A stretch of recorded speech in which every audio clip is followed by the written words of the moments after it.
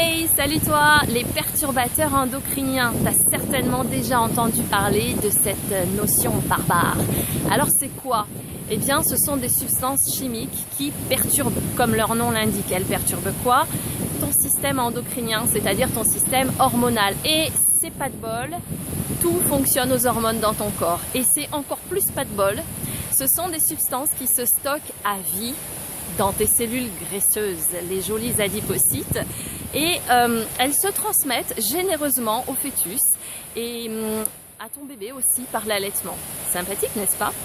D'où viennent-elles? Comment elles atterrissent dans ton organisme? À 80% par l'alimentation, notamment du fait des pesticides et aussi du fait du plastique. Dans le plastique, tu as des perturbateurs endocriniens et quand tu chauffes le plastique, ces perturbateurs sortent du plastique et viennent se loger dans la nourriture.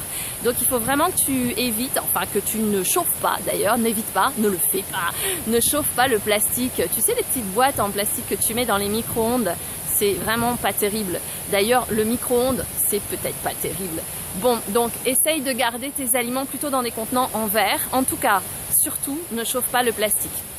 Voilà pour l'alimentation, mais tu trouves aussi ces perturbateurs dans les médicaments et tout ce qui est lié au système hormonal, donc notamment la contraception. Tu les trouves dans les cosmétiques, tu les trouves dans les produits d'hygiène et d'entretien. Comment tu peux éviter cela? Déjà en étant informé, d'accord? Comme ça te permettra de faire des choix de consommateurs éclairés dans ta vie.